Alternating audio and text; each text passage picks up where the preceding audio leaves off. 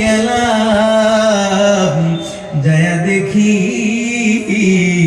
আমার উম্মত উম্মতিরা ওই জাহান্নামের কঠিন মুসিবতে পড়ে কান্নাকাটি করে, হাউমাউ করে কান্নাকাটি করে। তাদেরকে বাঁচাবার মতো কেউ নাই। খাস করে বেশি সংখ্যক মহিলারা জাহান্নামের মধ্যে জ্বলে। মহিলারা, বেশি সংখ্যক মহিলারা জাহান্নামের মধ্যে তাদেরকে নিক্ষেপ করা হয়েছে। হযরতে জিবরিল আমিনকে জিজ্ঞাসা করলেন, এক মহিলাকে মাথার মধ্যে আংটা লাগায়া তাকে আগুনের মধ্যে পোড়ানো হয়। মায়ার নবী বলে, ও জিবরিল আমিন ভাই, এর মাথার মধ্যে আংটা লাগায়া কেন জাহান্নামের মধ্যে পোড়ানো হইতেছে?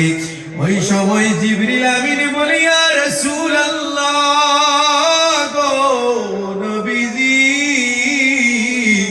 এই মহিলারা দুনিয়ার জমিনে চলাফেরা করছে, মাথার মধ্যে তারা কোন সময় ওড়না নেয় নাই। এই কারণে আমার আল্লাহ এই মহিলাকে জাহান্নামের শাস্তি দিতেছে। কারণ সে মাথার মধ্যে ওড়না নেয় নাই, মাথার চুলগুলো এলোমেলো করে দিয়া মানুষের সঙ্গে কত ঢংপথ করে চলাফেরা করত। আবার কিছুক্ষণ যাওয়ার পর মায়ার নবী দেখে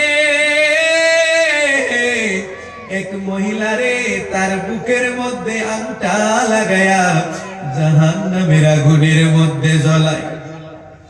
ওই সময় মায়ার নবী বলে, ও জিবরিল আমিন ভাই, একে আবার কেন কেন কেন বুকের মধ্যে আংটা লাগায়া পোড়ানো হয়? মায়ার নবী বলে, ইয়া রাসূল, জিবরিল আমিন বলে, ইয়া রাসূলুল্লাহ, ওগো ইয়া হাবিবাল্লাহ, আপনার এই উম্মতি দুনিয়ার জমিনে চলাফেরা করছে, বুকের মধ্যে কাপড় নেই নাই, এমনি ভাবে চলছে যেন ছেলেরা দেখি তার জন্য মাইল হয়ে যায়। ভিন পুরুষকে দেখায়া দেখায়া চলছে। নবী গো, এই জন্য তাকে জাহান্নামের আংটা লাগায়া পোড়ানো হয়। আবার কিছুক্ষণ গেছে, দেখে এক মহিলার ঠোঁটের মধ্যে আংটা লাগায়া তাকে জাহান্নামের কেচি দিয়ে কাটা হয়। আমার নবী বলে, জিবরিল আমিন ভাই, আবার একে কেন ঠোঁটের মধ্যে আংটা লাগায়া পোড়ানো হয়? আংটা লাগায়া কেন জাহান্নামের কেচি দিয়ে কাটা হয়? সেই সময় জিবরিল আমিন বলে, ইয়া রাসূলুল্লাহ, ও নবী গো, এই মহিলাটা দুনিয়ার জমিনে ঠোঁটের মধ্যে কত কিছু লাগাইছে, ঠোঁট পালিশ লাগাইছে, এমনি ভাবে চলছে যেন ছেলেরা দেখে মাইল হয়ে যায়। এই জন্য তার শাস্তি হলো তার ঠোঁটের মধ্যে আংটা লাগায়া তার ঠোঁটের মধ্যে জাহান্নামী কেচি দিয়ে কাটানো হয়। এ আমার পর্দার আড়ালের মা, কই দিন আর বাজবেন, কই দিন আর বাজবেন? নিজের হাতের দ্বারাই কত মানুষকে দাফন করলেন, নিজের হাতের দ্বারাই কত মানুষকে কাফন করলেন, গোসল করাইলেন, কত গ্রামের মানুষগুলো মারা যায়, এখনো কি বিশ্বাস হয় না? আপনি যে দুনিয়া থেকে চলে যাবেন, এটা কি আপনার অনুভূতি হয় না? আমার আল্লাহ বলে,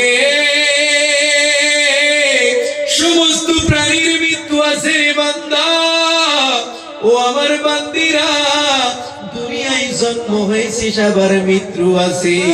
ও আমার পর্দার আড়ালের মা, আজকের ময়দানে যারা হাজির, একবার আপনি আমি চিন্তা করে দেখি নিজের জীবনে কি আমলগুলো করেছি।